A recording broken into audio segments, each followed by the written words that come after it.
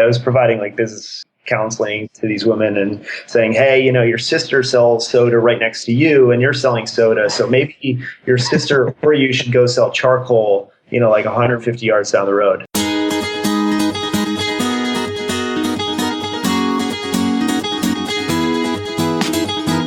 Hey everybody, welcome to the Abroaders Travel Podcast, your weekly meetup with thousands of entrepreneurs, hustlers, creators, nomads, ninjas, wanderers, and world changers, all seeking to build the skills and connections to live a life without borders.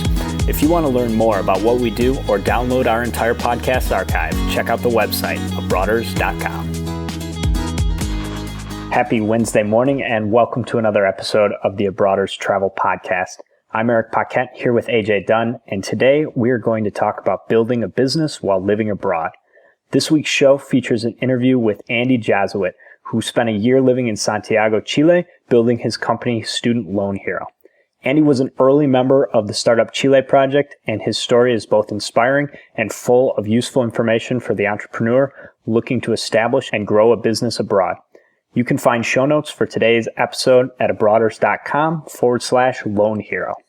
Before we jump into the interview, a couple of news and updates items. Chase has announced that the 60,000 point bonus on the Ink Plus and Bold business cards is going to be ending on June 1st.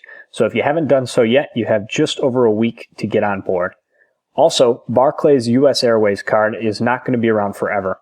Until the US Airways and American merger is complete, it's still possible to get one or actually to get a bunch of these cards. The best offer right now is 40,000 points, which you earn on your first purchase. So there's no minimum spend requirement, and those points can be used on US Airways now, or you can wait until the merger completes and those points will eventually become American Advantage miles. Either way, 40,000 miles is a no-brainer. The annual fee of $89 isn't waived, but that's a really cheap way to get a bunch of miles that you can either use now with US Airways or later with American. So if you're looking at a round of credit card applications, now is definitely the time to get on board with that card. We've linked to an article in the show notes with more details on the Barclays US Airways card, as well as the application link. That's going to cover it for this week's news and updates. Excited to get started with this interview, so let's get inspired. All right, so today we've got a guest we're really excited about having, Andy Josuweit. Accomplished quite a bit for a young fellow and also managed to mix in some adventure with all of that success. Erik and I also known Andy for a few years, and we have quite a bit to thank him for. I know you remember this, Andy, those early days in like 2011, 2012, when Erik and I were struggling big time with all these web projects. We really just didn't know what we were doing at the time, and Andy and his company stepped in and saved the day. We subbed out pretty much our entire portfolio of projects at the time to these two guys, and they pretty much saved the day. And then, side note now, Erik and I are competent business people, and we can provide good services, but at the time we weren't. So we leaned heavily on Andy for that.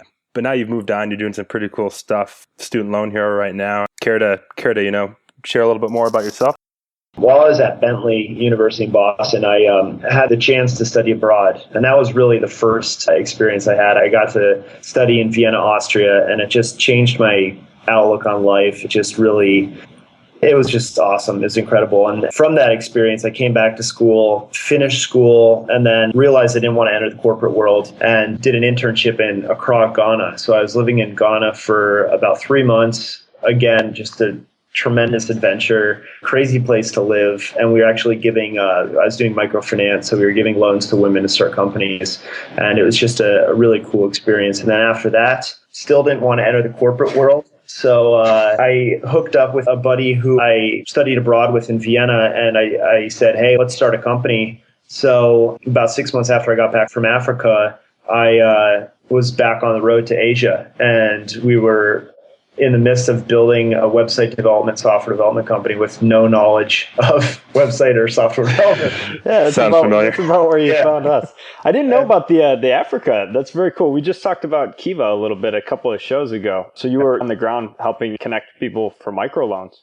Yeah. It was a really small shop. They had probably about $20,000 that they were lending to women, and there's about 100 to 200 women that we were working with. And like I said, the typical loan size was between $50 and $200. And my primary job was, how do we increase the repayment rate? The default rates were super high. The collection rate was terrible. So I was basically a debt collector in Africa, which is pretty nutty. But, I like to think of myself as a nice debt collector. And it was just a really interesting experience. And I was providing like business counseling to these women and saying, hey, your sister sells soda right next to you and you're selling soda. So maybe your sister or you should go sell charcoal, like 150 yards down the road. So it was a great experience. Very cool. Well, so here's a question for you. So how much of that was about, shaking people down, trying to get them to pay you back? And how much of the problem was like finding more fitting people to loan money to? I mean, would you just give anybody a loan or So there was no shaking down at all. It was, these women would just disappear if they didn't plan on paying back the money. That's the important part of all parts of finance is how do you determine if this person is creditworthy? How do we determine if this person is actually going to pay us back? And that's where microfinance builds in a lot of social constructs to say, we're going to get a community of local women, and historically women are more responsible than men in terms of finances. At the end of the day, it wasn't a large enough organization and it didn't have enough operational resources in place to pull it off. Really impressive what Kiva's done. They're somewhere around a 98 and change percent repayment rate. And I know that they lend almost exclusively to women. They do have men on there as well, but that's a big part of it. They lend to groups of people so that there's kind of a peer pressure to pay back. Exactly. So really interesting stuff. I definitely want to come back to that. I'm sure that perspective helped you out as you were working on Student Loan Hero as well. Yeah. So one of the things we wanted to cover, we talked about Startup Chile a little bit earlier in the early episodes of the Abroader show. Andy is a Startup Chile veteran, and that's where Student Loan Hero came from. So can you tell us a little bit about the program? I know a lot of people have probably never heard of it and don't know what it's about. Yeah, so it's funny how we got started on Startup Chile. We were living in San Diego, and we were working from a co-working space out in San Diego. And one of my now really good friends, he runs another company called Review Trackers. It's somebody who you should definitely get on the show, who ended up coming down and visiting us at Startup Chile and being part of that. And he's traveled quite a bit as well. But he literally showed up at this co-working space one day and he's like, hey, I'm applying to this program. The application's tomorrow. You should apply. My co-founder Evan and I were like, it sounds really cool. Like, I would love to go to Chile. But basically, what Startup Chile is it's a business incubator program. And what they do is they give you $40,000 to move down to Santiago, Chile, start a company. You have about 6 to 8 months to get the company off the ground. And the greatest thing about it is it's equity free. So they don't take any stake in your company. It's a pretty tremendous experience. And, besides, like, when we think about incubators, there's Y Combinator, there's Techstars. The terms and length of the program of Startup Chile, in my opinion, it's one of the best out there, but it just doesn't have the same notoriety that these other ones have. So we were in San Diego. We had a day to fill out this application. We got it done. And all of a sudden, like a month later, we're on our way down to Santiago. It was a great experience. There's about 400, when I was down there was about 400 global entrepreneurs from really high-end companies like Boston Consulting, Facebook, Google, Skype, and they're all down there just building companies. So, you had the business experience and the startup experience, but then you also had the travel and the cultural experience, which, I don't know, it reminded me a lot of my study abroad experience. It was great. Did you ever post up in a city for 6 months and just stay anchored down working on something? Yeah. Ghana was 3 months in Accra, the capital. And then when I lived in Asia for a year, I was really hopping around month to month. So This was the longest kind of in-depth travel experience I've had. We were there for about 8 or 9 months in totality. Yeah. Is that something you would want to do again? So I've been on the road for 3 years or so. And then I'm surprised I've been here this long. I have a girlfriend, so she's a big reason why I'm still here. It changes your perspective when you stay in one place for a longer period of time. You get to see different parts that you wouldn't see if you're just, bopping around for some place on a month-to-month basis. You know what I mean? Yeah. I think, for me, AJ and I also do a lot of moving place to place. And I think I discovered that there's definitely a minimum viable amount of time to be centralized in one place. Do you have any advice as far as, what works for you with establishing a good routine, finding and defining a workspace and, kind of the logistics of getting set up and being truly efficient with your work when you're in a place that's not familiar like home? The Startup Chile experience was pretty easy. There was this whole network, so that wasn't that difficult. But Asia was pretty difficult because we didn't really know anybody there. We would just show up, and we didn't have any itinerary. We would literally just show up knowing nothing about a place. And, we'd spend the first maybe 3 days just walking around, checking stuff out, and we'd just dive into coffee shops or bars and get some tips here and there. But I don't really have a good strategy. I guess my strategy is just show up, and you can't really do much research online. You just have to get out there and experience it. I remember showing up in Ho Chi Minh and just being so overwhelmed by the motorbikes and the smog. Yeah. And I'm just like, why the hell are we here? But, you figure it out, and you end up staying in a few hostels that completely suck. And you're like, I feel like I'm going to get murdered here. But, after a week or so, everything works out. Yeah, I think, one of the only real solid resources is talking with an entrepreneur or someone who's been there before. I think,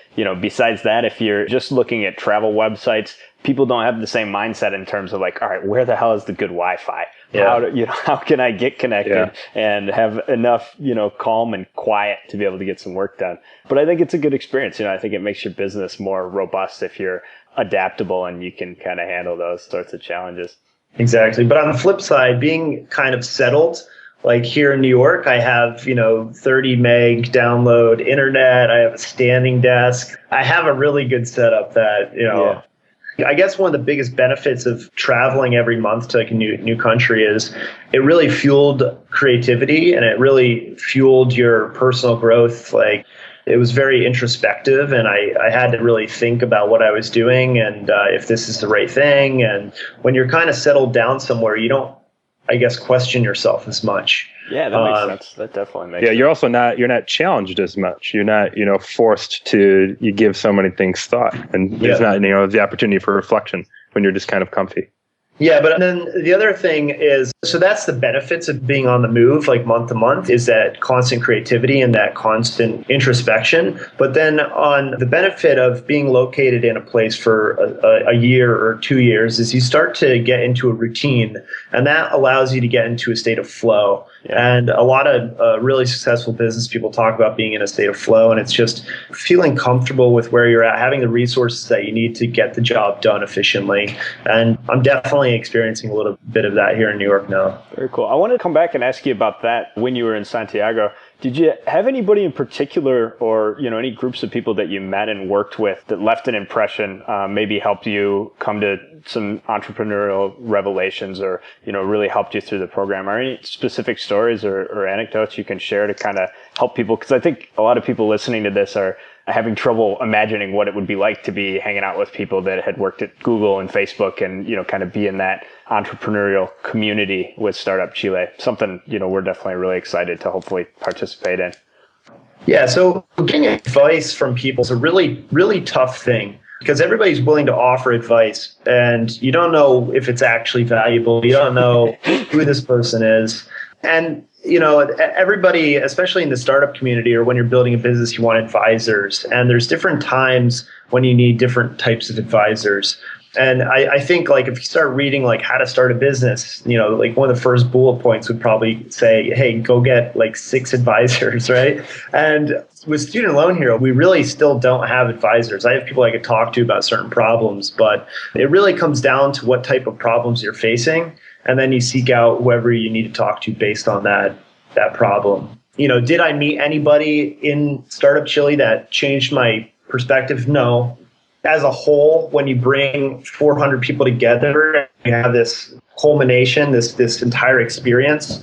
That's what really made it memorable. It's not just one-off conversations with people that change, who I am or what I'm up to. It's just all that ecosystem. And that's one of the best things about Startup Chile is they've successfully attracted all these smart people to go live in Santiago and share knowledge. And that was really the purpose of the program. It's an economic development program to help encourage entrepreneurship in Chile. And I think they're accomplishing that through a great ecosystem of really smart and ambitious people. Isn't that one of their goals they state, to make Santiago the technological or startup hub of Latin America? Yeah. I mean, there was a recent announcement. I just read a post yesterday about how it's now the end of Startup Chile because they're putting more of a focus on growing businesses instead of incubating businesses. And that's a fundamental difference. If you're trying to incubate businesses, 9 out of 10 chances they're going to die. But when you're growing a business, you could take somebody who's making 100K to 500K, get them up to a few million in revenue, or, who knows, even bigger. So I think that might be a little bit of a change of where they're headed in the future from my initial read on what's going on down there. But that was their initial goal, is economic development. Let's bring the thought of entrepreneurship to the local community. Here's a question for you. So now that you're where you are now and you did the whole program, is there any advice that current Andy would give past Andy before he went to Startup Chile? Yeah, so I think my biggest mistake is I didn't experience the culture enough. I locked myself in my apartment for 8 months, and I didn't go to Mendoza, Argentina. I didn't go to Buenos Aires. I didn't do all this really cool stuff, and I was so close to all that. And I kind of wish I did. That's something I was really good about when I lived in all these other places. I experienced so much. And when I went to Chile, I literally kind of head down. My focus is building a business right now. And at the same time, I watched people travel every single weekend.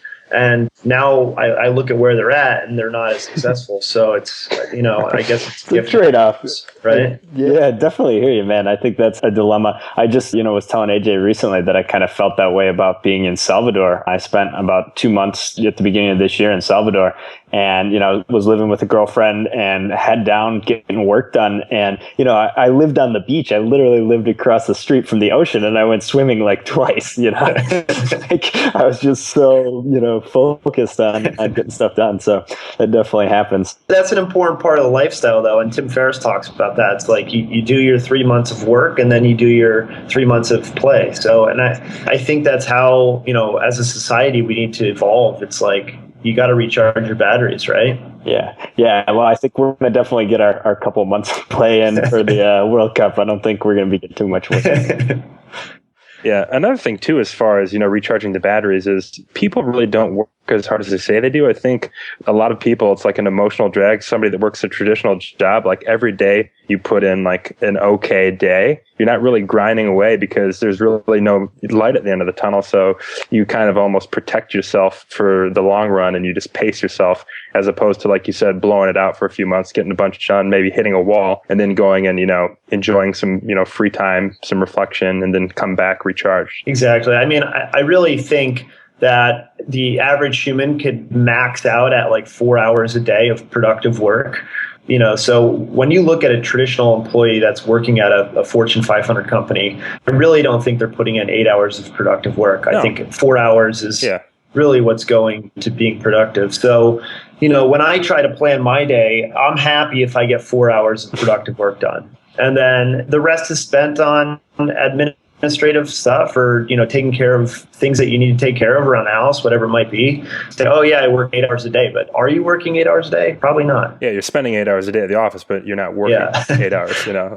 A question I like to pose is, if you only had an hour a day to work, what would you spend your time on? And I think it's a really important question to ask, because it helps you analyze what's the biggest area of impact I can provide to whatever I'm working on right now. Yeah, it definitely really narrows down your scope of things. I find myself making these to-do lists, and, a lot of times I'll write half a page and then I just rip that one out of the notebook and just like, okay, what's the 1 or 2 things that I can actually realistically get done today? That's going to make a huge difference. All right, man. Well, I want to transition a little bit and talk about the Loan Hero project that came out of Startup Chile. I saw on the website today, you guys have over 15,000 borrowers and are managing a cool $500 million in student loan debt, man. That's pretty awesome. Tell us a little bit about where you're at right now.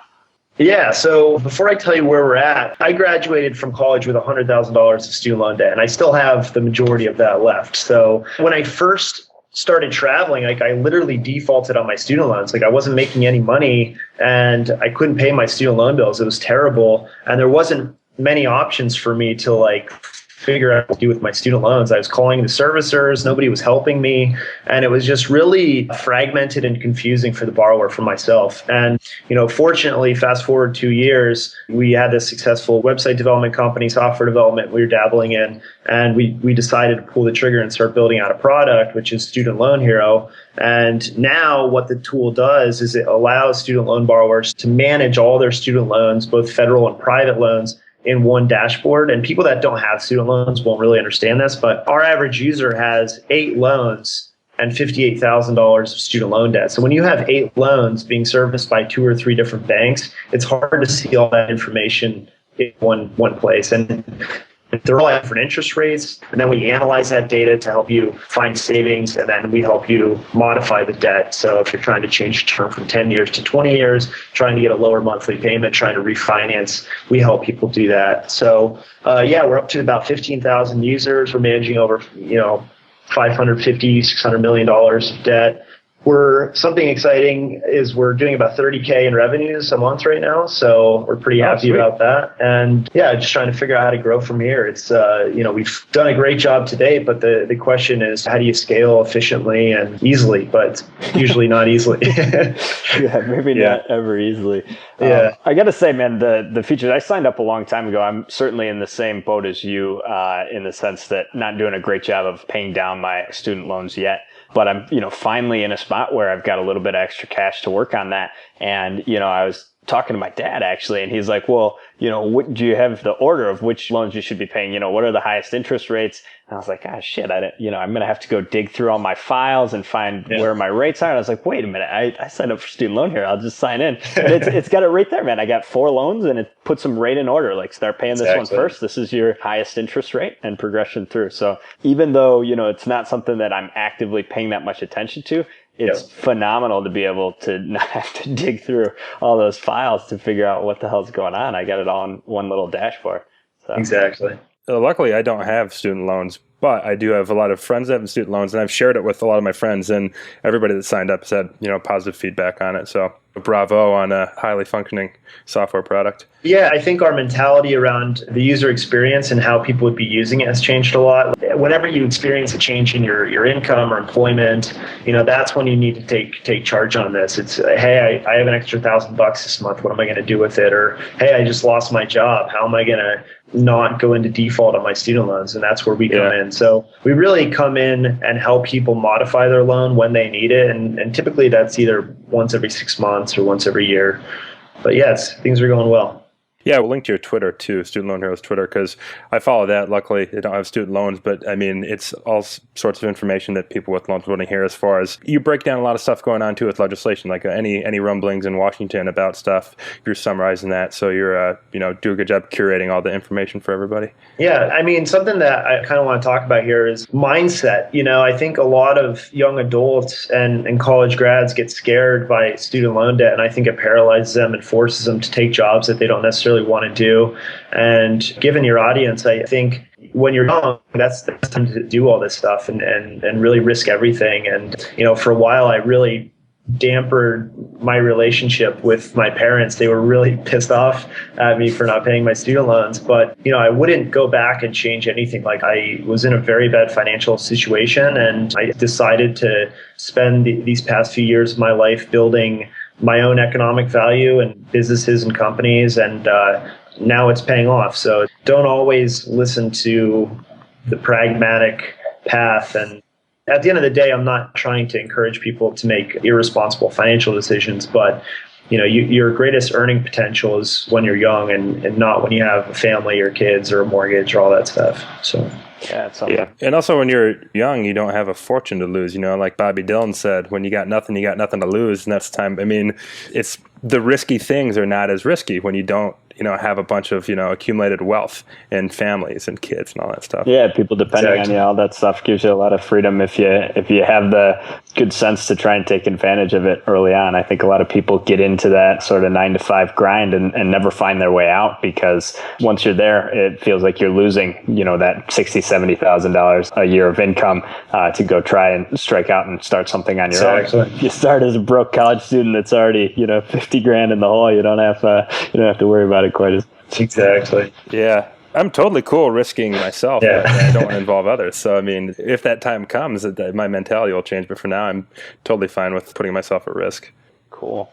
All right. Well, you got any other sort of wins or breakthroughs? I know for us with this Abroaders project, it's certainly been an evolution. We're learning a ton right now from our early users, our early customers. Do you want to talk a little bit about that? Sort of how your vision changed as you got good feedback from people that were using Student Loan Hero? Yeah, I mean, it's really just like we have an 800 number and I get phone calls from student loan borrowers, and I'm the guy who picks up and talks directly to the student loan borrowers. And it's been a tremendous learning tool for us because there's so many quirky kind of situations that everybody's in. So as long as you're providing awesome support, support is not support. Support is feedback. Support is what's going to help you grow your business and understand actually how to help people. And when you figure out how to actually help people, that's when you're going to be successful. So I think that's been our biggest thing is, and talking about that further, it's like, you have this grand idea in your head of what we need to do and what the product looks like, but chances are you're wrong. It's what your customers are telling you and saying, hey, help me with this. That's what your product actually is. Yeah, it makes sense. Anything else you want to leave us with before the That's about it. Yeah. I appreciate it. Yeah, it was awesome having you and really good to catch up, man. Yeah, definitely. We'll have to catch up more often. This week's International Jam was handpicked by our guest, Andy, and I couldn't be more keyed about his selection. The track is Me Gustas Tu by Manu Chao. The guy creates music in French, Spanish, Portuguese, and English. He is a legend in Latin America and hands down the best live performance I have ever seen. Manu played for 4.5 hours at Circo Voador in Rio de Janeiro. I hope you guys enjoy this track. We will be back next Wednesday, 8 a.m. Eastern Standard Time. Until then, travel safe. Me gustan los aviones, me gustas tú. Me gusta viajar, me gustas tú. Me gusta la mañana, me gustas tú. Me gusta el viento, me gustas tú. Me gusta soñar, me gustas tú. Me gusta la mar, me gustas tú. Hey brothers, don't be shy. Hop over to the website and join our email list for exclusive travel hacking content. If you like what we're up to, the best way you can support the show is by leaving us a 5-star review on iTunes. Lastly, we would love to hear from you, so send your show feedback to Erik or AJ at abroaders.com. We will see you next week. Me gusta volver, me gustas tú. Me gusta marihuana, me gustas tú. Me gusta colombiana, me gustas tú. Me gusta la montaña, me gustas tú.